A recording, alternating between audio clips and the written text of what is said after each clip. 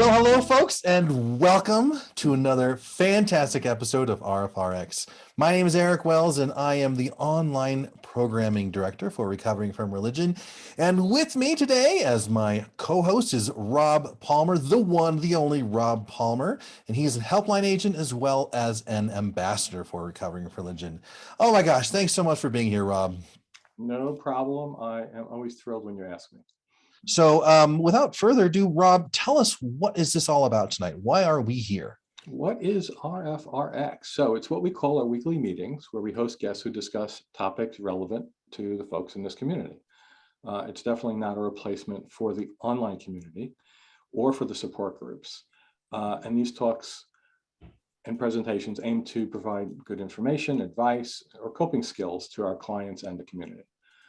And you can send pertinent questions, comments, inquiries about what happens tonight to our email address, which is rfrx@recoveringfromreligion.org. That's going to go into the chat. And we have had a ton since the pandemic started. We've been doing this. We have 93 previously recorded RfRx's all up on YouTube now. That's in our YouTube channel, and that's the playlist there. So tell us about RfR. We keep hearing this term. What is RfR, Eric? I know we've been throwing RfR, this initialism RfR around. And for you, those of you who are new, or those of you with memories of a goldfish, RfR stands for Recovering from Religion. And we are a nonprofit organization, and we have an incredible mission statement. We are here to offer hope, healing, and support to the folks who are struggling with issues of doubt and non-belief. We have so many cool and awesome programs that really are designed around our mission to push our mission forward. And the very first one that we're going to talk about tonight is the Helpline. So tell us about the Helpline, because that is your forte. That's when I first joined. That's all I was doing. Now I'm doing a bunch of things, but I still get involved with that, take calls. So our Helpline offers 24/7 support via either a text chat or phone calls from anywhere. We have several numbers from English-speaking countries, but you can also make a web call from anywhere in the world. You can even schedule a call at a convenient time back on our main page, recoveringfromreligion.org. Volunteers like me offer empathetic support without judgment or criticism. And we listen and we suggest resources for your particular issue. And those are also directly available via our newly redesigned resource page, which is just fantastic. What do you mean by newly redesigned? No, tell us about the resource page real quick. So it used to be a fairly fixed format, like you'd see any web page with hyperlinks on it, and you'd look through sections and click a link, and then you'd go further down and you'd go to another page where there would be other selections to click. Now, one of our agents put it together, Dan, and he has organized it in a database such that there's a great search there. So there's a search tool right up at top, and you could put things in like fear of hell or cults, or dealing with family, things like that, and you'll get a list right there of all the you don't have to go clicking links to find where you would look for this stuff. It all appears like it's a Google search, but it's searching our vetted resources so that you can then go directly to any of those. They could be YouTube videos, they could be articles, they could be book suggestions, those sorts of things. But it really works fantastically. Awesome. Yeah, so I'm excited about this. It was difficult for me to navigate through the old page, but now it's so much easier. Yeah, it is. And we're adding things all the time. So the next thing on our list is hope. You want to tell us about that, Eric? Yeah. Speaking of hope, I was hoping that the resources page would get better, and it did. But we've got a lot more hope to offer.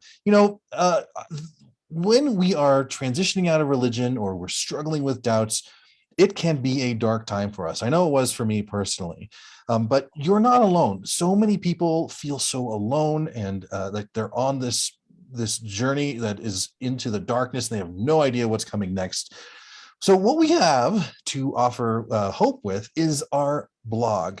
We have our blog called Excommunications over on medium.com, and it is fantastic. There are so many great stories that people are able to share there. And I have connected with so many of the stories. And in fact, you may be able to take a look at some of these stories, and it'll give you a light at the end of the tunnel, give you some hope. Like if they went through it, if they got through it, then I'll be able to get through it too. In addition to that, we have our podcast, which also has some stories. Some of the very early episodes have some stories that people share with them or with us, and provide that hope as well. The new episodes are the RfRx's, but some of the older ones, they're really, really pretty good as well. In addition to the hope, we now have the support part of our mission. And Rob, thank you so much for letting me talk about this, because I love keep the being support tempted groups. to just take it, but no, I just couldn't do that to you. If you take the it support would ruin your groups, Monday. if you take the support groups, I'm taking the helpline, mister. These are face-to-face meetings. This is different than the helpline, where the helpline is more like one-on-one conversation, almost like an emergency or really urgent use. These support groups, they happen once or twice a month in the area. We have them happening all the time, but in your area or at the virtual chapter, about once or twice a month. But this is where we get to meet face-to-face, whether in person or virtually, and talk about what has been going on for us when it comes to being hurt by religion, or when it comes to the doubts that we've had and that we're experiencing. Because even though I've come out of religion, I don't know, like 11 or 12 years ago, there are still things that pop up for me on a regular basis, which having these support groups is incredibly helpful to talk about and kind of get out of my system, and have some other people talk about what's been going on for them as well. So these support groups have been a lifesaver. Freaking fantastic stuff. We have 65 groups around the world, and you can find the nearest one to you at our website. Drop a link into the chat. Yeah, this is peer support, just like the helpline, but we've got something more than just peer support, Rob. Is that right? Yes, and all of these things get suggested, by the way, if you if you chat or call in, and we believe it's appropriate to help you in your situation. And the thing that's above and beyond is the Secular Therapy Project. So this allows clients to connect with a licensed secular mental health care provider. Right? We currently have 587 therapists who've been vetted and are in this program. And since this has been active, they've supported over 28,000, nearly 29,000 clients.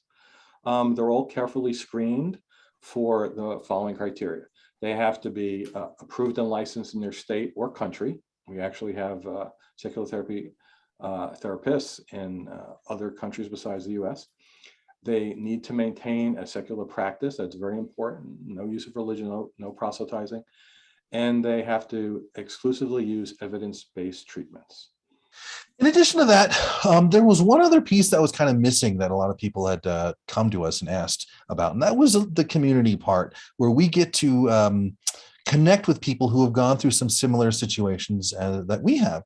For example, if you're an ex-Jehovah's Witness, or if you're a member of the LGBTQ community, or if you're a part of the military, or an ex-Muslim, or finding that you're now a secular parent, and you're kind of transitioning out of religion, or you're wanting to help some other folks, and because and you may not know what to do in some certain situations. I may not be able to relate, and I definitely know I cannot fully relate to someone's struggles in the LGBTQ community, because that's not I'm not a member of that, but there are a ton of people who are, and we have set up a community in a private area of the internet. You can't search for it, you can't find it. It's on Slack. And so there are so many different channels where you can specifically meet with people who have gone and experienced similar situations as you. If you want to connect with those types of people, then head to the website, chat with a helpline agent. You can call in, or you can chat in, and they'll ask you a few questions to see if you're a good fit, and then they'll send you an invite if you are. So if that sounds like it's good to you, that's something you need, head on over there. Please, please, please do not hesitate to use our programs. Yeah, let me in addition to that, people who are in the online community, Eric, also have access besides chatting. Even if you don't necessarily want to chat, you can just read the other chats, and that might just help, kind of lurking like that. And then eventually, sometimes people do that, and then they decide to start joining in and adding. And additionally, we have an announcements channel there. So you'll see our other Zoom meetings that don't get promoted outside of RfR.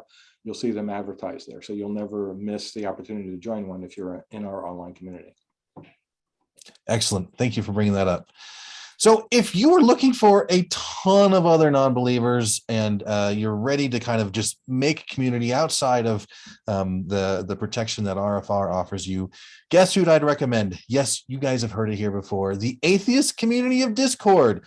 Folks, they are just a fantastic organization or group of people, and I can't recommend them highly enough. They're a lot of fun over there, made us such a huge number of great friends. And right now they're streaming this show into their channel as well. And they stream other shows too, like the Atheist Experience and Secular Sexuality, etc. All right, Rob, what about volunteering? Yeah, that's have to talk about that. So healing can come from helping others also, right? So volunteers at RfR find meaning and purpose by volunteering with us, right? And we're always in need of volunteers. There are all sorts of jobs besides working the helplines. Some people, that's not their forte, but you can, find and vet and post good resources for our clients to use. Like I was talking about before, somebody had to put those online, and we're always adding new ones. There's a team of people who work at that. You can support the online community that Eric was just talking about. If you're, have IT skills, we're always updating our software to improve the user's experience. We can use you for that, and plenty of other things too, like helping host the show. So if you're interested in volunteering, there's a little volunteer tab at the top of our main page. I also want to let you know that today we're going to be talking about self-harm and suicide. So if that is a little bit much for you during the conversation, please do what you need to take care of yourself. Mute the show. This will be on YouTube, and you can pick it up from where you left off. You can pause it over there as well as you need. So please, please, please take care of yourself if something comes up for you, begins to come up for you. All right, without further ado, Rob, would you please do the honors and introduce our amazing guest? Thank you. So Cathy Harris is a clinical social worker with over 20 years experience in a variety of settings, helping people get beyond traumatic experiences and on to living their best life. Cathy was recruited into a religious cult at 17 years old. And at 43, she began to question this membership and left the group. In spite of being shunned by family and friends, she's found a life she loves. Cathy, welcome back to RfRx. So much. It's great to be here. Welcome, Cathy. All right. I have a treat for you, Eric. Yay! So yeah, I'm going to talk a little bit about my own experience with suicide, and especially when I left my group, because the group I was in practices shunning. I was a Jehovah's Witness from 1970 to 1996. This year I'll be out as many years as I was in. So that's a real milestone that I'm. Oh, congratulations, Cathy. Yeah. Oh, Yeah, it's pretty soon. Like next year, you will have more of your non-religious life in front of you. That's right. Than you. Oh, that's so exciting. That's right. Yes. So, so I actually had a suicide attempt myself when I was 38 years old. I didn't know at the time that it had anything to do with the religion that I was in, but years later, I certainly recognized that it did. I felt trapped, and I couldn't let myself know that. And so then after that experience, I landed in Iowa, where I had family, and I ended up eventually going to college at 40 years old, which has changed my life. I still was going to those meetings. The first couple of years I was there, but not as enthusiastically as I had been in the past. In my family, I was the strong one.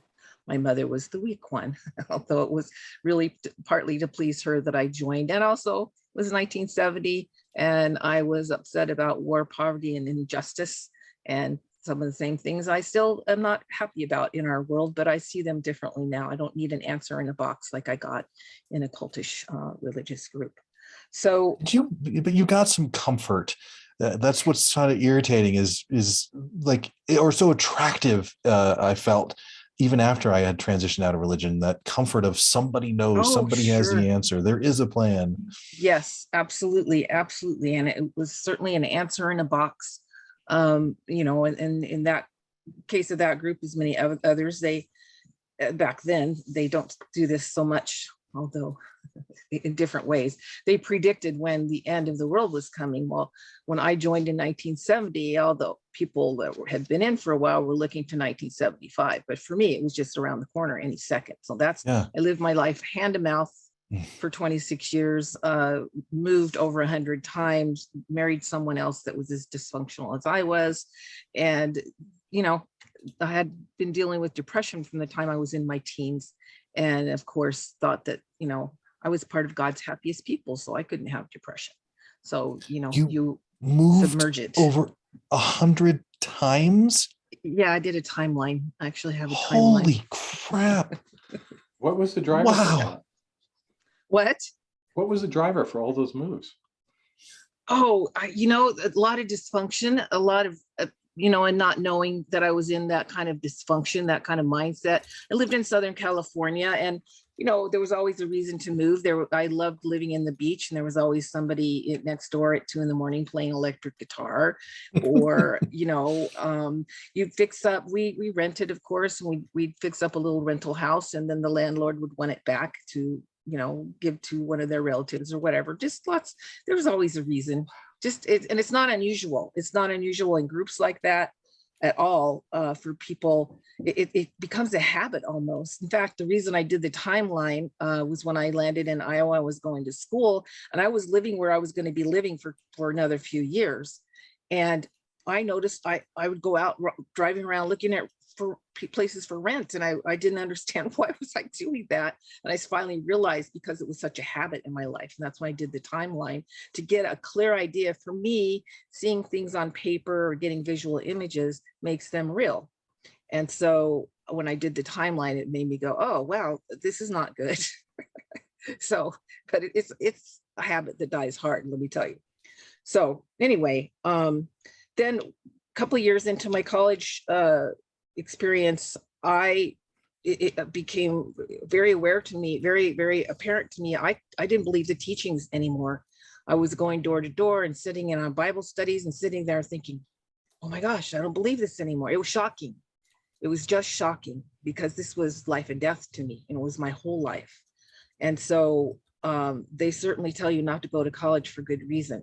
Your mind is going to get opened up. And I was in something called human development and family sciences. I wasn't in any particular, I wasn't in philosophy. I wasn't in anything that, you know, was particularly really out there thinking, but just being exposed, being able to use my brain. And when I say this, my disclaimer is there's nothing wrong with physical labor. I had been a house cleaner. I had worked off and on for years at a place called the Price Club, which was the precursor for Costco. Price Club. Yay, Price Club. I know, I love Price Club. But I was raised with everybody hates their job. So I would work a year and quit, and work a year and quit. And then I also developed panic attacks at work. They had to call EMTs in. So I have a real understanding from the inside out of many of the things that people are dealing with when they're dealing with depression, PTSD, anxiety, being, you know, when I left that group, it was 1996, there were no RfRs anywhere. There were no Facebook groups. There was no support. And I was in Podunk, Iowa. And not even an internet where you can Google stuff. Well, actually, although as a JW, you can't do that anyway, new. Right? Well, I was doing it anyway. And then I was going to the meetings, and the things they would say about it made me paranoid, made me think they knew that I had been on X. There were X sites. There were no visuals. There was all text. And then somebody started this, if everybody knows what a BBS was, a bulletin board system. Somebody, and the alt groups. I got on one with some ex-witnesses, and those groups were the only support that I had all the way through my leaving.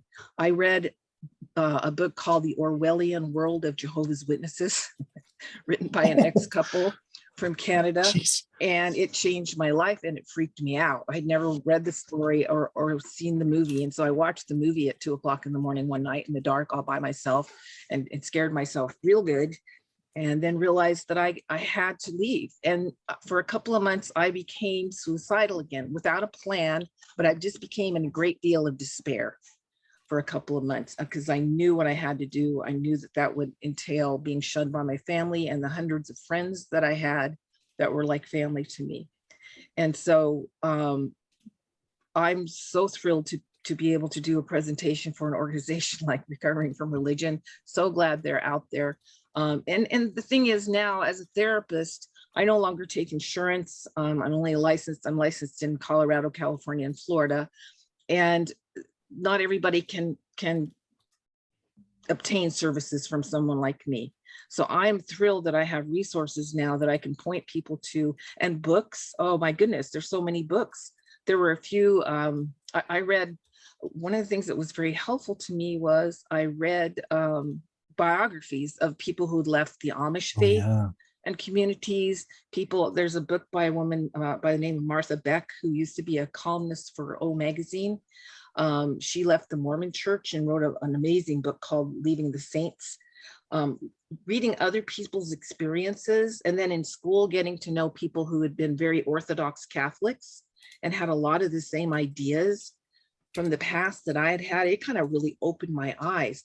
I used to say, I thought I was the only true religion cult. You can't be in a true religion cult. I was the only true religion cult, right? And it really kind of opened my mind and my eyes to what was available and what was out there, and that I wasn't alone. So regarding suicide, I'm so glad you did that disclaimer, Eric, because it's something that's, it's the second leading cause of death for ages 10 through 34. I'm going to get into a little bit of statistics when I bring up my PowerPoint here, but I just want people to know that you can have those thoughts and you don't have to follow through on them. I'm glad that it didn't, work for me. I'm glad that I'm here. And I wish I would have had somebody to talk to me. I did reach out to a couple of people and they said all the wrong things. So we're going to talk about that. So these are just some statistics. You can look on Google. There's just a ton of statistics out there about suicide and who is affected. I work through with an organization called their Headstrong Project, and I work with veterans and active military. And so I'm very aware of the suicide rates there. They're very high. Many more people, I think it's 4 times more people have died by suicide than in the war after 9/11 or the wars. And then especially when you talk about differently gendered folks, LGBTQIA folks, and transgender folks, those folks have even higher rates, both in the military and in the civilian world. So a little bit more on that. One that sometimes surprises people is people who live in rural areas. Sometimes we have these ideas about what rural life is like. There's this sedate, beautiful setting. So isn't everybody there happy? Well, no, there's a lot of poverty and other things going on there. Tribal populations have some of the highest rates of suicide in the world. If you know anything about Native Americans in this country, they certainly have those very, very high rates. People need to understand on these two areas, family history of a mental disorder, substance use, family history, suicide. Everybody wants to think those are genetic and you can't get away from them. That's just not true. There are genetics involved sometimes, but there are also, you've got to look at the context of the family and what was going on. When people tell me that they had a parent that took their own life, I have to ask, well, what was that parent's life like? And what was going on for them. Not that there's ever, leaving behind people is hurtful. Not that there's ever an excuse for hurting other people, but there certainly can be an explanation for what's going on there. And then of course, the presence of guns or other firearms, that's a question that most of us therapists are required to ask people when you're doing what we call an intake, when we're seeing somebody the first time and assessing for suicidal thought and behavior, is to have a firearm, because firearms are the number one way that people take their own lives. So some of the warning signs are people talking about it, people expressing that they feel empty or hopeless and having no reason to live, feeling trapped and there's no solutions. If you have a friend and you're talking to them and they have some kind of issue, maybe there's a child custody issue and they don't get to see their child very often and they're very much in despair about it and they feel there are no solutions, that's when it's time to really perk your ears up and really listen and be there for them. People who take their own lives are often just trying to end pain. That's a main thing that's going on for many people. And then the whole idea of I'm a burden to others, you know, that can all kind of dovetail and become a big ball of darkness for people when they have several of these reasons going on, or several of these signs going on. So if somebody, you know, starts saying goodbye to everyone in various ways and getting rid of their important possessions and withdrawing, then it's time to go see that person and spend some time with them. All right, so more signs are extreme mood swings, looking for ways. This is one of the things that as a therapist, if a person says to me, I've got a gun and after our session, I'm going to go shoot myself in the head, that's when I got to do something, depending upon my state's laws.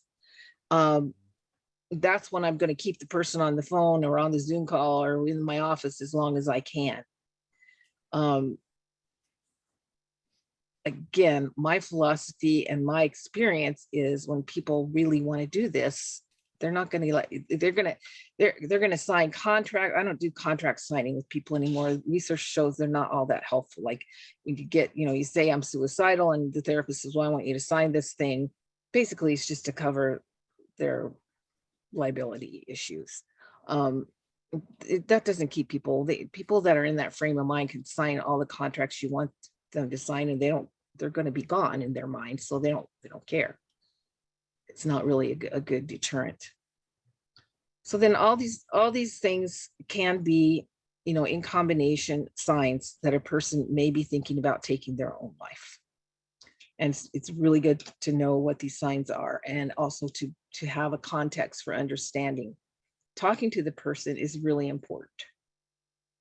So what about religion though? So the research that I found showed that people who are religious have lower rates of suicide, but I couldn't find very much information about those who have left religious groups. So I think there's a lack of research going on here. And then when people do talk about people from religious groups taking their own lives, we're talking about these big mass events such as Jonestown or the UFO folks out in Southern California. So one of the things, cult. Yep. Yes. So that fourth point there, while it's now generally accepted that religion most often serves as a protective factor, it's now recognized as there are potentially factors that put people at risk. And of course, one of the things that puts people at risk is that loss of community when they leave a religion, and especially if they get shunned. So there's some, if there are any scientists listening, there's some research here that really needs to be done. It sounds like it. Yeah, definitely. So for self-harm, again, these are some of the reasons people might do it. Trying to process negative feelings, distract themselves from negative feelings, feeling something because they're numbed out all the time. If they feel out of control in every other way in their life, this gives them a sense of control. Some people, it's a self-punishing thing, a self-loathing thing, which we're going to talk about in a little bit here. And it's a way for them to express emotions they might be embarrassed to show. So what does this say about our culture in many families when people can't express anger, for instance? I'm a very big proponent of safe physical expression of anger can result in anger management. When you have been subjected to horrible things as a child, whether in a family and or a religion, you can't talk those things away. You can't talk that rage away. You have to have some guidance in expressing anger in a safe and physical way. I always turn people to the scene in the movie Logan about Wolverine, the last one that Hugh Jackman did. There's a scene in there in which he's 50 years old when he does this scene. He beats up a pickup truck. So you can't tell me that anger needs to be expressed physically. And so I get really not happy with fellow with colleagues who want to just put people in groups and talk about anger. You've got to have some safe physical ways to express anger. So when people can't do those things, they often turn to self-harm. And self-harm doesn't just mean cutting or burning oneself, pulling out one's hair, all those things that one can do. It's also over drinking, not caring for oneself. It's working 120 hours a week. It's lots of different ways that we can engage in self-harm. You know, I was with you with the suicide, just, you know, the descriptions and stuff like that, because I could relate to that. But when it came to the self-harm, I couldn't quite understand it. But when you talked about neglecting yourself and or drinking too much, or, you know, I completely got it then, because that's something that my depression really kind of wants, is to just neglect my own body and or even, I mean, neglect. It's even can be worse than that sometimes. So I completely get it now. That was yeah. wow. I mean, if you've ever watched that show called Intervention that used to be on A&E, you can watch them for free. I mean, you watch people in their heroin addiction, or their, you know, drinking 18 liters of beer a day or whatever. That's a slow death, and it's a slower, not quite as graphic self-harm, but it's self-harm nonetheless. So Yeah, like I think me not taking my meds might be a form of self-harm. It's a more subtle. Absolutely. Yeah, it's a subtle form of self-harm. A lack of self-care is a subtle form of self-harm, and it comes from something which we're going to discuss here in a minute. So these are some signs and symptoms of, you know, if you have a friend and you wonder, are they self-harming?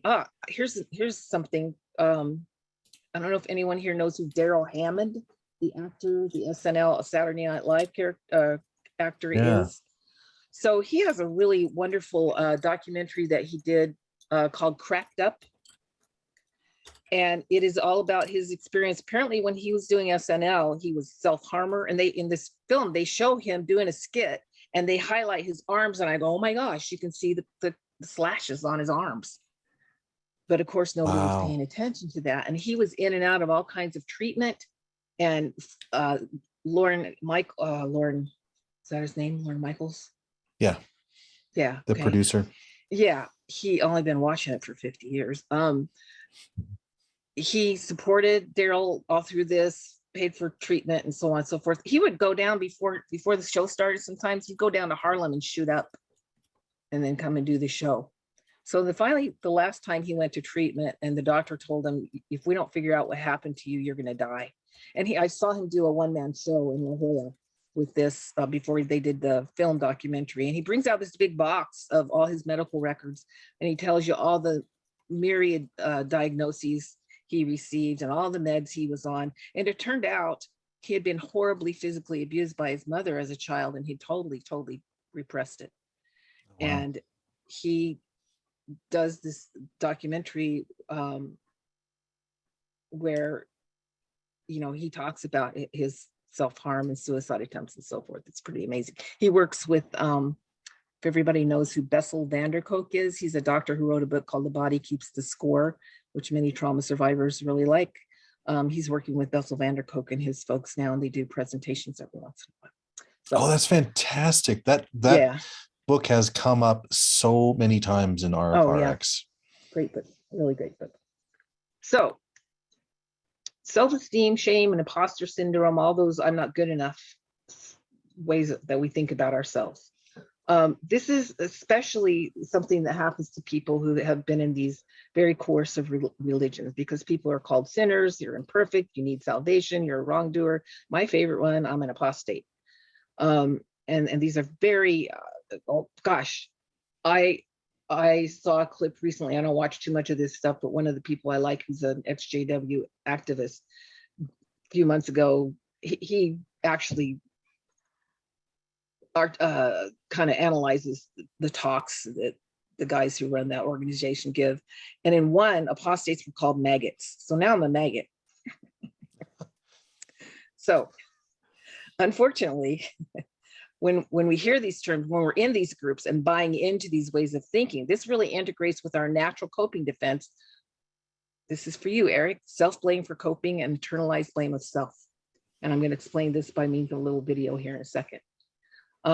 Also, that lack of or loss of identity within the authentic self in these groups leads to shame, leads to thinking I'm not good enough, I'm a fraud, if they only knew how bad I was. And then, of course, the excommunication, disfellowshipping, and shunning all lead to shame.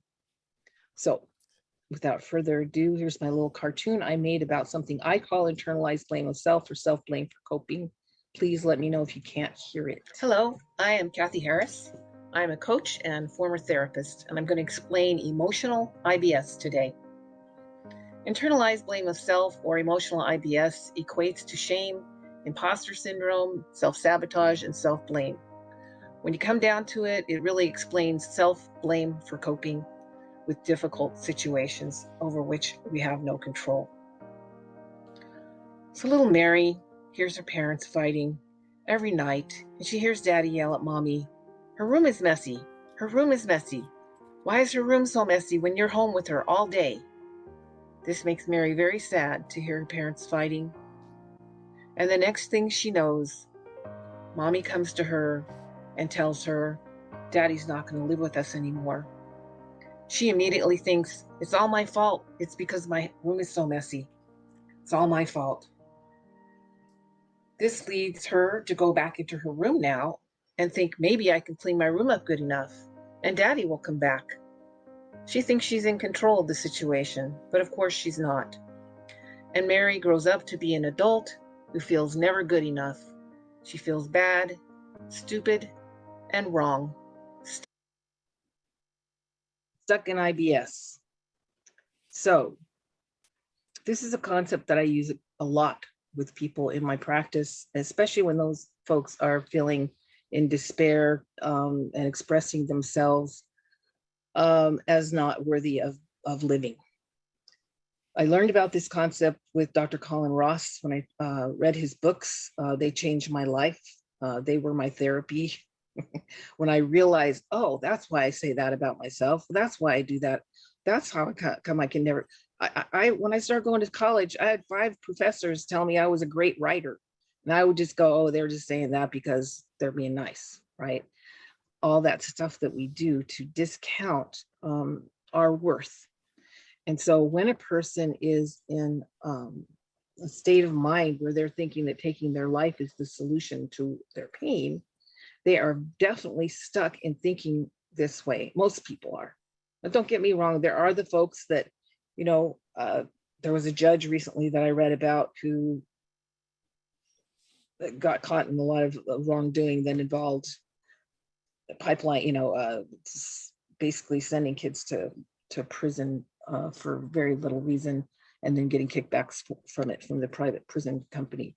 And he took his own life, and, you know, probably a lot of appropriate guilt was included in there.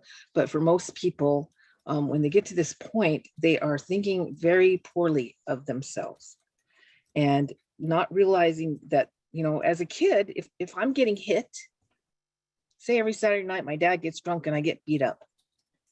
So what can I do? I'm a little kid, my brain's not fully developed, and my world is very small. So kids say cute little things like it's raining because I'm sad. They don't understand science. And that indicates, Piaget came up with this. He called it egocentric thinking.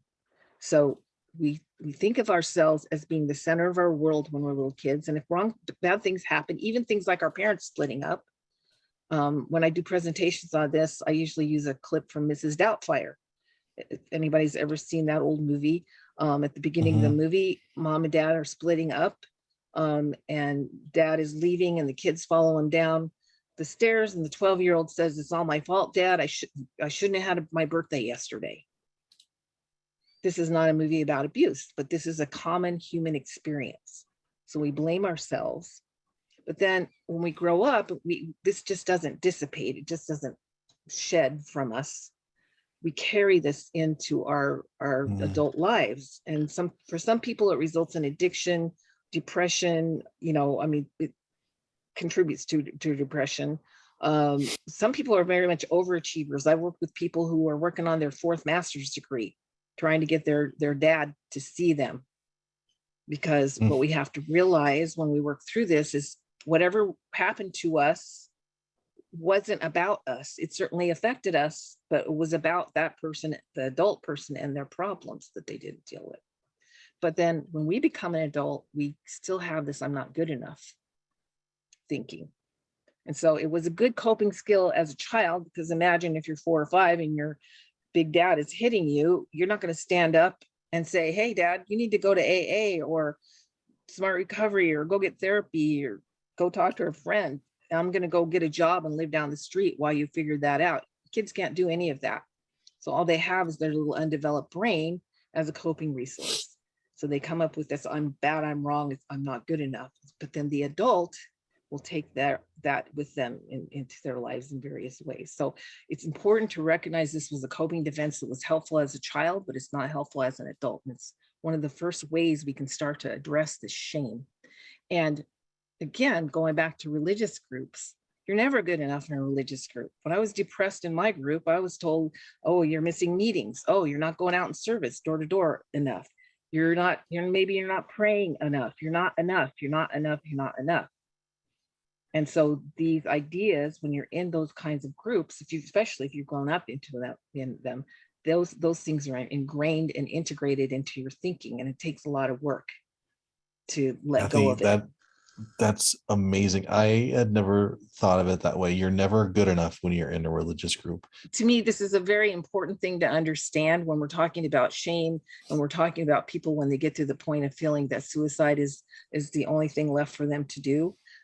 When we can have an understanding of this for ourselves and for other people, this helps me in my work, because sometimes, not so much in my practice now, but in the past, I've had a lot of different kinds of clients that would kind of try to personalize things with me. And I've learned in my training, which was great, to help them go, who do I look like to you today? Or who do I sound like to you today? And turn it back into their therapy, because it wasn't really about me. It was about their grandmother or their father or their brother, whoever hurt them in the past. And so when I can keep in mind that most people have some version of this, it helps me have compassion, because it's annoying sometimes. For some people, it's that what we call pity party, well, I'm just an alcoholic.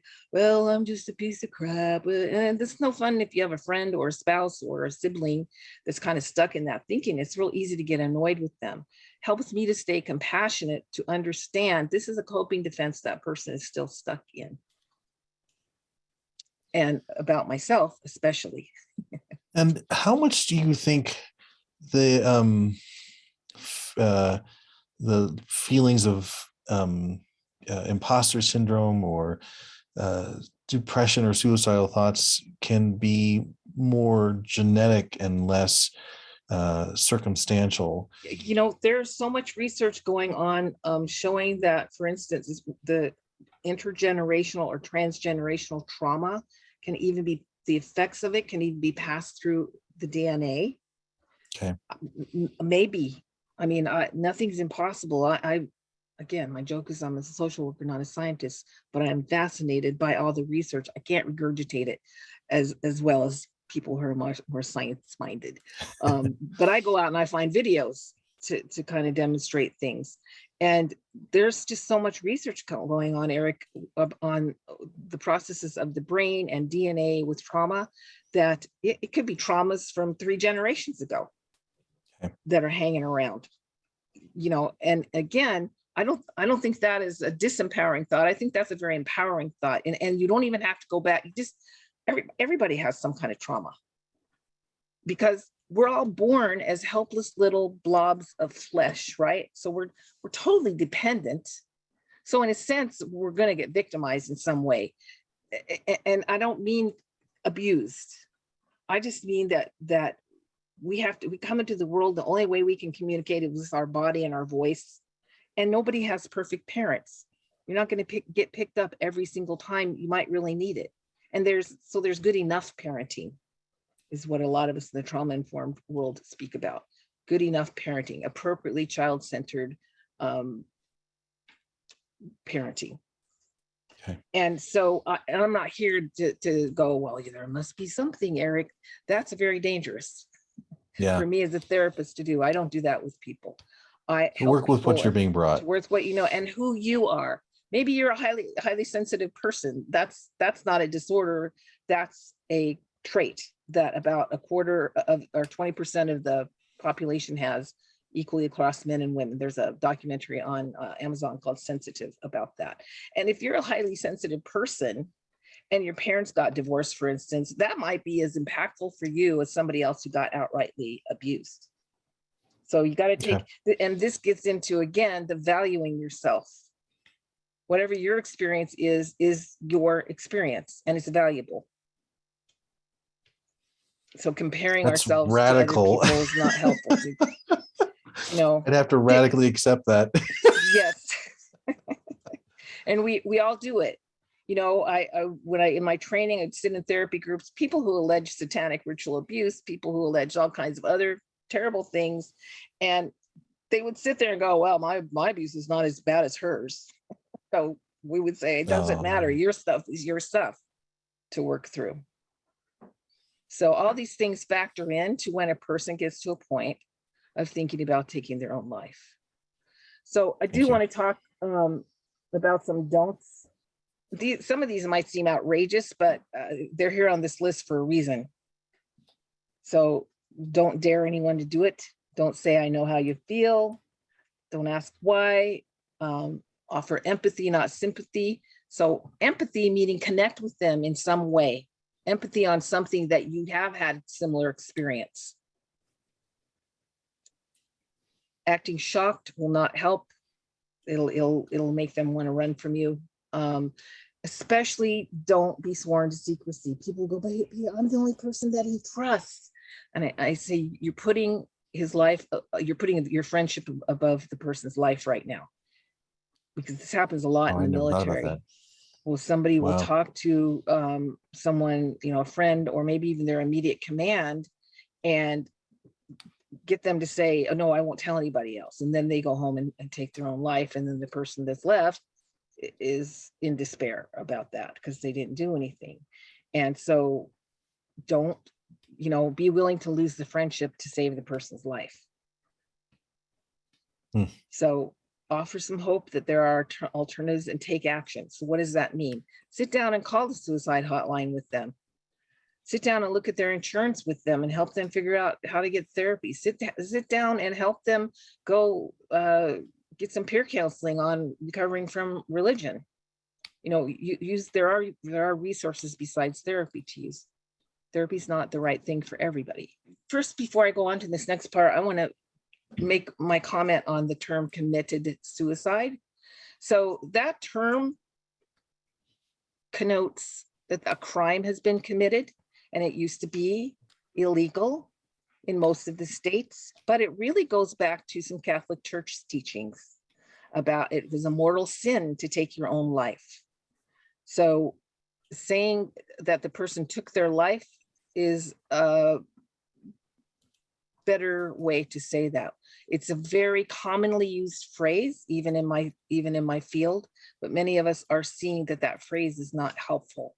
It has some connotations to it that we don't want to have, because in the past, if someone tried to take their own life and they didn't succeed, they could be prosecuted. So there's somebody trying to. I never heard the term committed suicide before. They committed suicide. Oh, I get it now. Oh my gosh. Finally caught. That would be the way I would always have said it. Sure. I didn't realize it was a pejorative there. Yeah. Yeah. So just Google it. There is a zillion. Yeah, I just asked Siri. So to carry out or perpetrate a mistake, crime, or immoral act is the first definition. Yep. Well, so what would be an alternative? Took their own life, take their own life. Okay. There's some articles that I used to say completed suicide, but there are some pejorative connotations to that too. So, you know, just kind of get to straight plain language about it. The person took their own life. I can now clearly see the connection to religion when you're committing a sin and you're committing suicide is in the same. Yeah, I can get that connection now. And I'm telling you, I don't care what they say, that religion still has a lot of problem with this, because you know, the witnesses, they would have these great articles in the Awake magazine with these enlightened views, but then in the actual congregation, if you went to somebody for help, like an elder, and said, I'm having these thoughts, you get all the bad stuff, all the wrong stuff, you know, and it was pray more, go out and service more, go to meetings more, you know, and you are not good enough more. So, Yeah. so And it kind of feels empowering in a sense too. Like they made that decision when they took it there and they take it. Right. And it's just an acknowledgement, Yeah. you know, I mean, we have free will. Yeah. And unfortunately, you know, that goes back to the don't let yourself be sworn to secrecy. You can't, you know, you need to be there, you need to be a support, you need to do what you can, but you can't save somebody else if they are determined.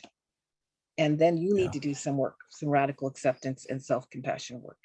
And most people don't say that in these kinds of, you know, this is our training, but in trainings about suicide, you don't hear people say that, but that's my experience. And it's important for those left behind to recognize there's not, you know, if a person took their own life, there's not anything you could have done. If you did reach out to them, you know, if you they reached out to you and you didn't respond, that's different. But you know, most times that's not the case. I'd like to try something if everybody's willing. This is something I use in my practice that people find to be very helpful.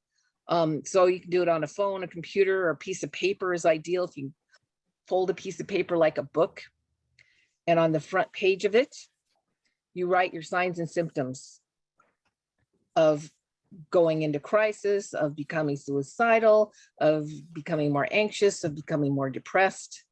And what you do there is you write down your thoughts, your feelings, your body sensations, and your urges or behavior. So it would go like this.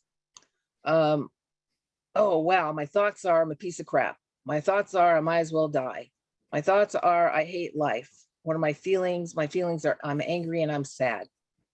Body sensations, I'm numb all over. My stomach is in knots.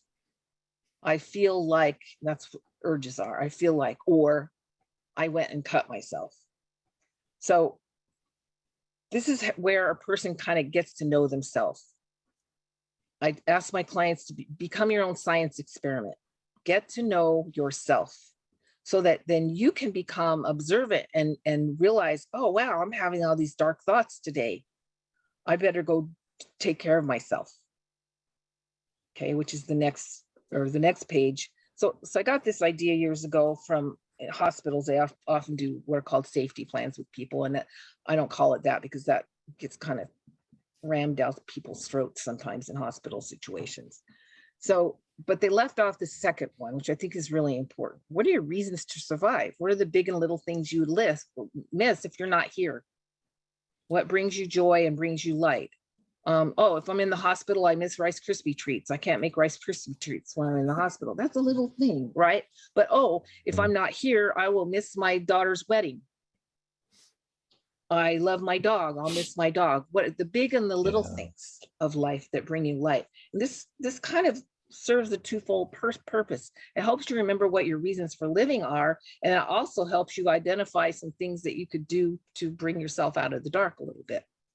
If you know, your kids, your dog, you know, if you say to yourself, oh, well, I will miss my dog if I'm not here.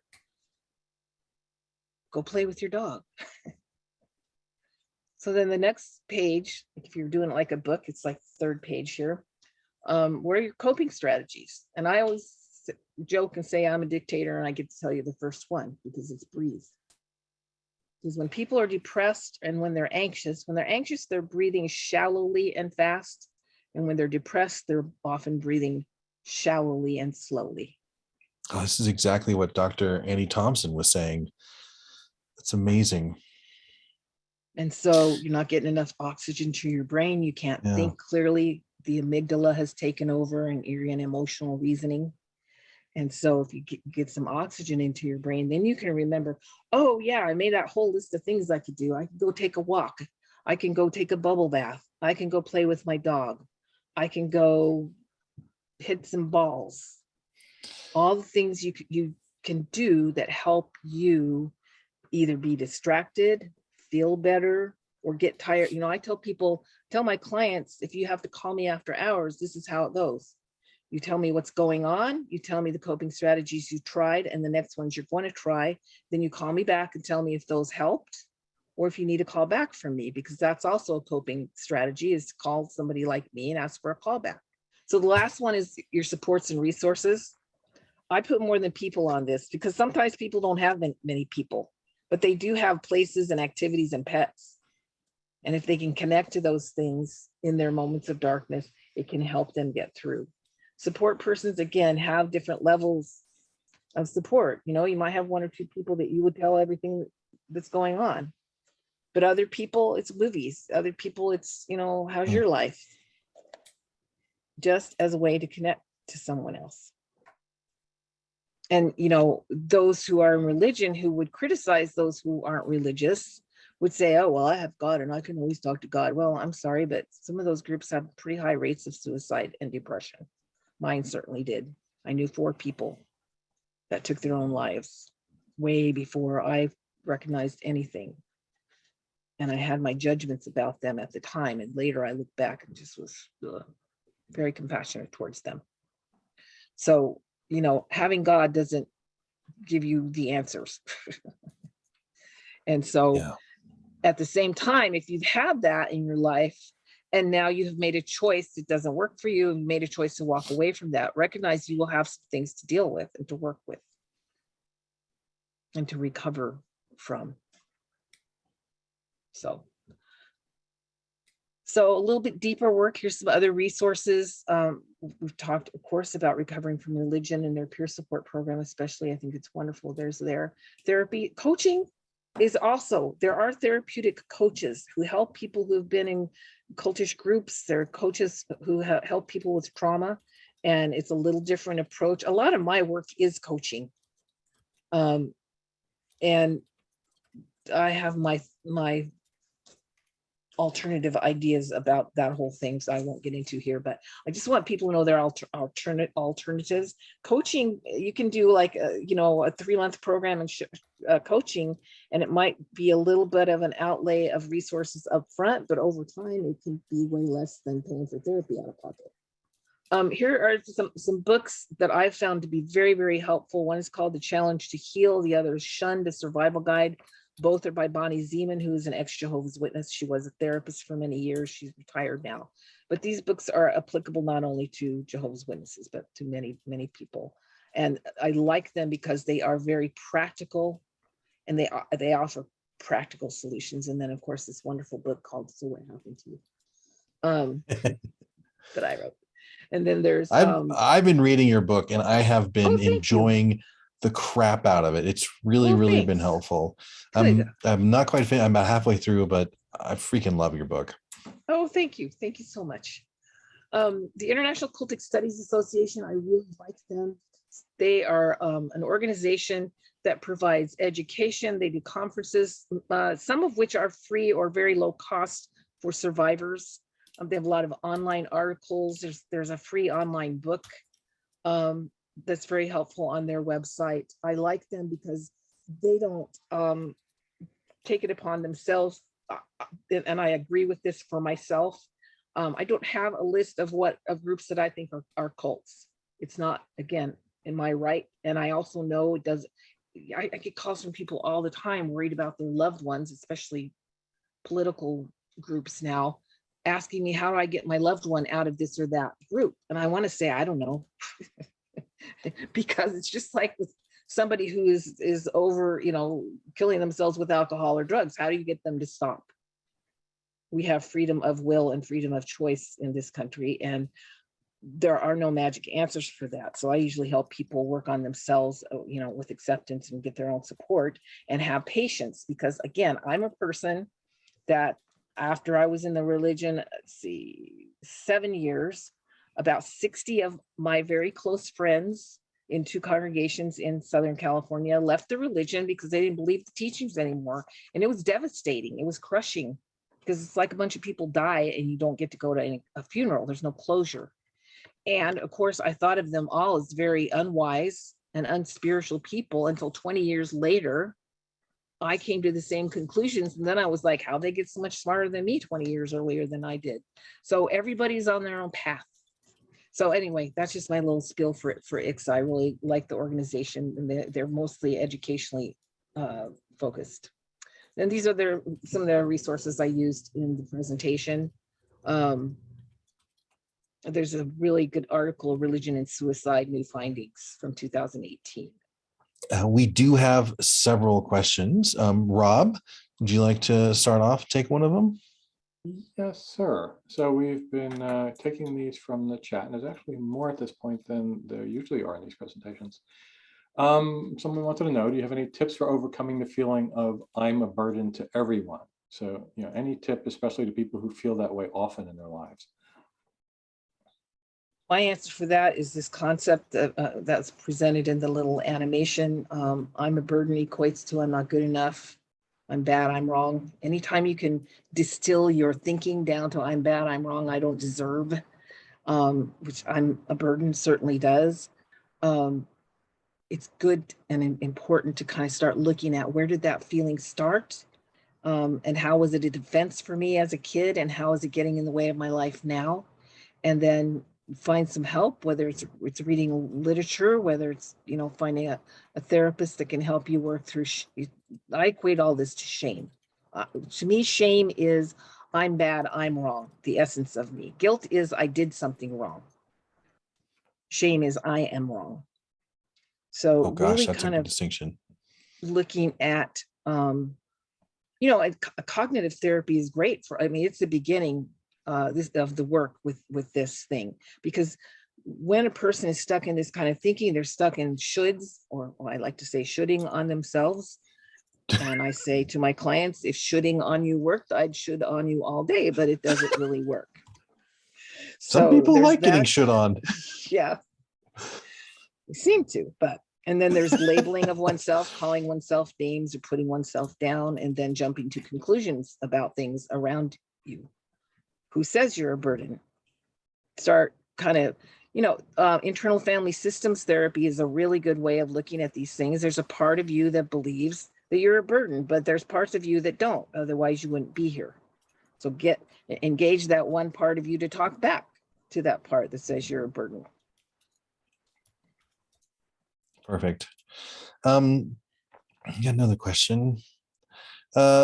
We talked about self-harm and even some of the low-key type of self-harm, like not taking your meds. How could you tell the difference between self-harm and laziness or lethargy? Well, lazy is one of my pet peeve words. I do not call people lazy. I know, tell you where I got it. My son is on the spectrum. And when he was 6 years old, before he was identified on the spectrum, but he was identified with all kinds of other things, I had a teacher say, he's just lazy. I said, you're not his teacher anymore, because here's the deal with that. Here's the deal with labeling ourselves or other people. In that situation, it let that teacher off the hook for teaching my son and figuring out ways that would work for him. She didn't have to do a job for him anymore. Wow, that's pretty powerful. I get that. Name. When we call ourselves or other people names, we kind of write them off. It objectifies ourselves and other people. So I would first go to, why do you need to think of yourself as lazy? Where did that come from? Whose voice is echoing in your head about that? That's interesting. Yeah, because that's something that I call myself quite often. I'm not doing enough, or I'm lazy. And I'm getting a little bit more okay with being lazy. Like, look, I just need to not do something all the time. Right. And so if you're thinking in terms of the Southern way of talking about lazy, everybody needs to be lazy sometimes. There's actually some research that shows that it's actually, being productive involves also taking care of yourself. There's research that shows that we need downtime. We need daydream time for our brains to work and for our brains to be creative. So, so in cognitive therapy, You can find all this in a book called Feeling Good, the New Mood Therapy. It's been around for 35, 40 years, and you can do a lot of really good work on yourself with the first couple chapters of it. But when we label ourselves, here's mine. If I call somebody an idiot, what did I say? This used to be my favorite one. Say somebody tried to run me off the road by they're turning left and I'm turning right.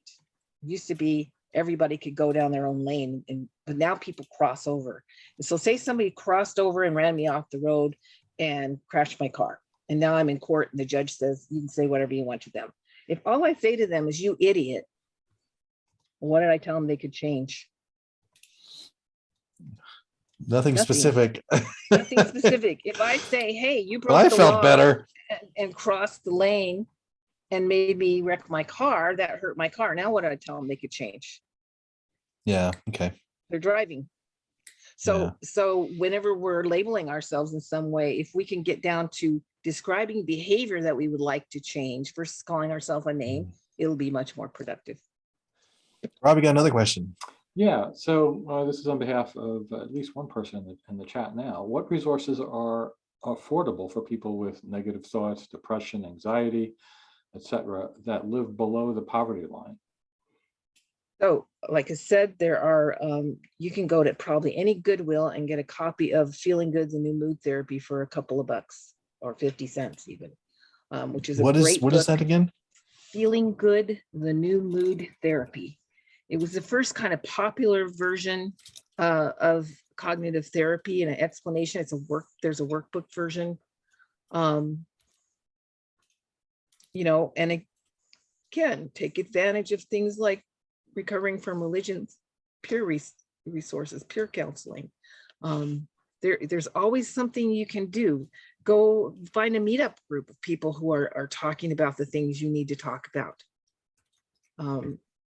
Meetups are picking up again now, the in-person ones, and that's a way to go get some help. Try not to, and don't get me wrong, I've been there. I've been there where I had absolutely nothing. And if somebody would have told me you need to go get good therapy and pay $200 a year, back when I had fairly good insurance and my copay was $20, I was sweating that. And I was back then, it was a psychiatrist that I went to see, and he sat behind his desk in his white coat and said, well, self-discovery takes anywhere from 7 to 10 years. And I'm like, oh, that's the last time I went. You know, it wasn't helpful. And so don't think that just because maybe if you can't afford therapy, that there's nothing for you. There's Facebook groups, but look for the ones that aren't full of angry people who are stuck in their stuff. Look for the ones where people are talking about practical solutions. And books, there's just a zillion books. Another really good book that I use quite a bit is called Growing Beyond Survival. It's a workbook. It's just chock full of good tools. Well, so perhaps connected to this, someone else asked a question. I've only barely heard of these. I've never really checked them out. But what do you know about the mental health AI chatbots like Wobot or Wiza, the person called? If there's any good, any help? I don't know. I'm probably got another 10 years in me to do this. And I love technology. I learned to use lots of technology in school and as a therapist. I'm not a big fan of things like text therapy and BetterHelp and Talkspace and those ones where you pay $25 a week. I guess it's probably better than nothing, but there's a lot of problems with a lot of those things. So I'm not the best person to ask, I guess. I'm very opinionated about those things. So. Okay. Real quick, Rob, as a helpline agent, what would you say to someone who would say like, I don't want to bug them, or I don't, what I'm going through, they can't help me with. What would you say? Would you encourage them to reach out to the helpline or? Yeah, who's the, you said that they would say they can't help me, but who's the they in that situation? The helpline, or recovering from religion in general. RfR can't help me. I need to talk to someone. I'm in a dark space. What? I would say give us a chance. I mean, sometimes actually, if you talk to one agent and it doesn't go as well as you'd like, I actually suggest, if I'm going to phone, we can talk again, or if you want someone else's opinion, you can call back and you'll probably get another agent. I mean, everyone's slightly different and might have a different insight, but especially when it's appropriate, I do invite them to our online community, because then you have access to tons of people who have gone through similar things or are going through similar things. And you can't, hardly do better than that to get people who can empathize and understand exactly, because they're in the situation. And of course, that applies to support groups also. I just saw a question that I'd like to answer. Somebody asked about post-traumatic growth, and yes, that is very much a thing. I work with, like I said, a lot of veterans and military folks, and we actually use an assessment, and it helps people see how they're doing after they've gone through traumas and they're getting some help. It helps people assess how they're doing and how they are growing.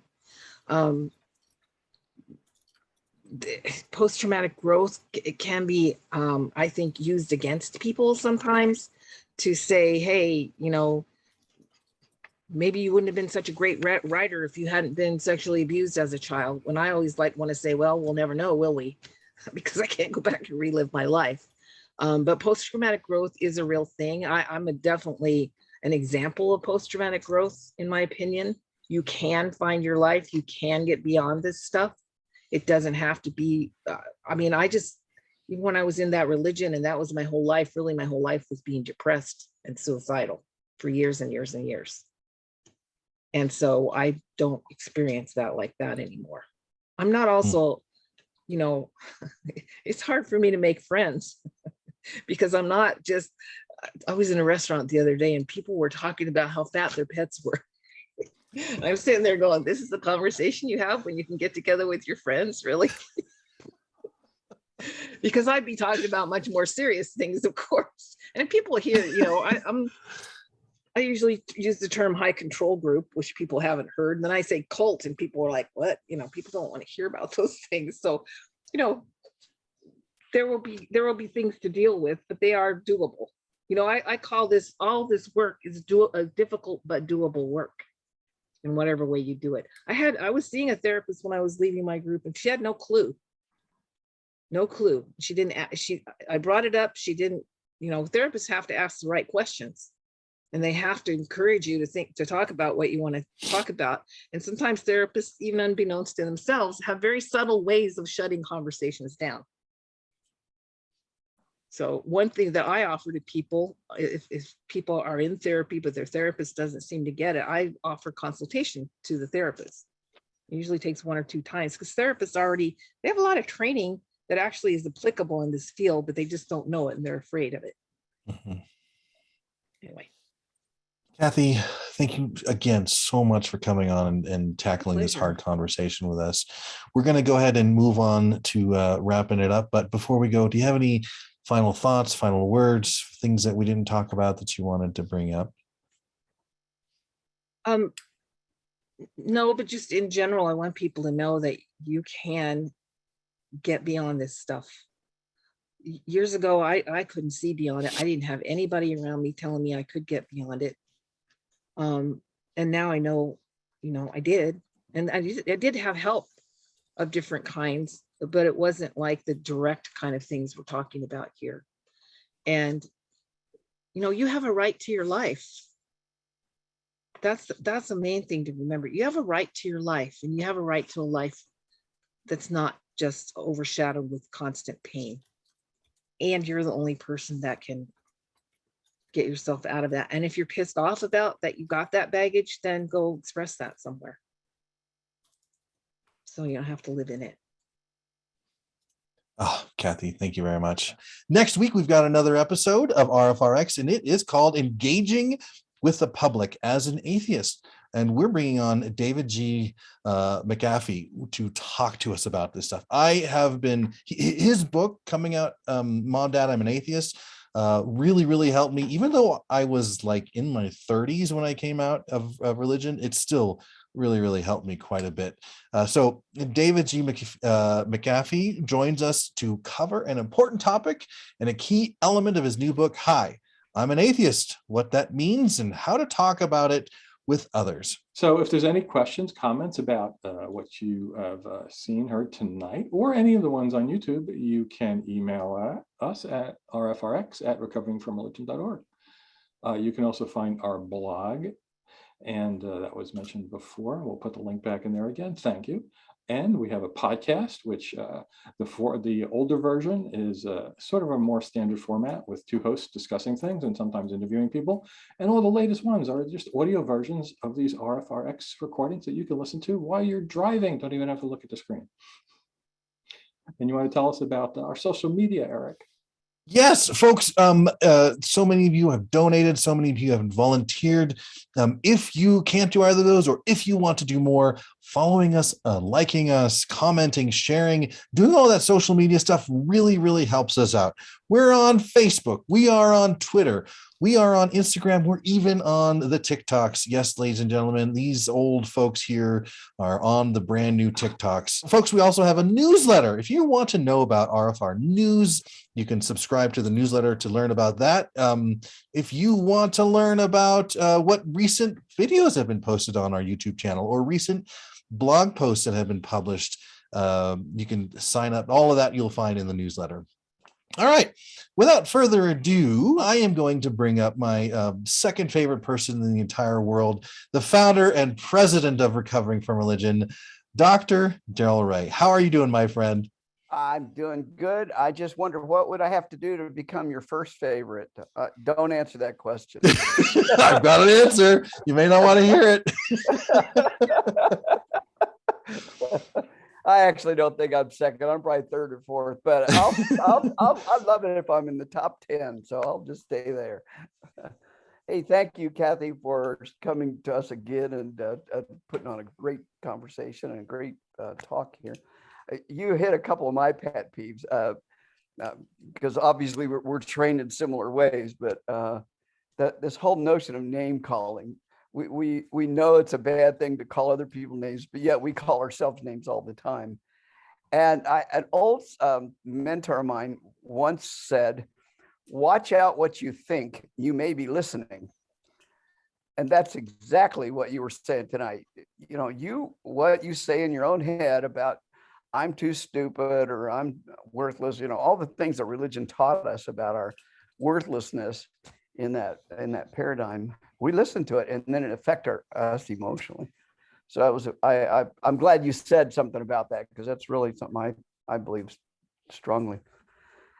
So there's another thing you hit upon, and I've seen it in a pattern of perfectionism. You know, I like that little comedy you did, the little cartoon thing you did, because it's so true. Children seem to think they can take responsibility for their world and their parents and what they did and didn't do. And you see this in adulthood when they've got to make their bed a certain way and they've got to do certain things so they'll be liked and loved. And that just goes back to early childhood trauma oftentimes. So again, I could go over and over again. If you hit a whole bunch of shit that I really appreciate and glad you did. So to end it all up, repeat what Rob and Eric said. Please repost our social media. Help us get the word out. Let people know about what we're doing here. Let people know that might need our help. And I think what Rob said is really true. You could call or chat with one agent and get one angle on what you're concerned about, and call again and get a different agent and get a totally different angle. Not right or wrong, just different. And sometimes that itself can be quite helpful. So don't hesitate to call us multiple times or chat multiple times. And if you want to, we're always here to train you as a volunteer, and we're always looking for volunteers. And we've got lots of different things you can do here. And last, and certainly not least, donate, because we always need financial support to make this all happen.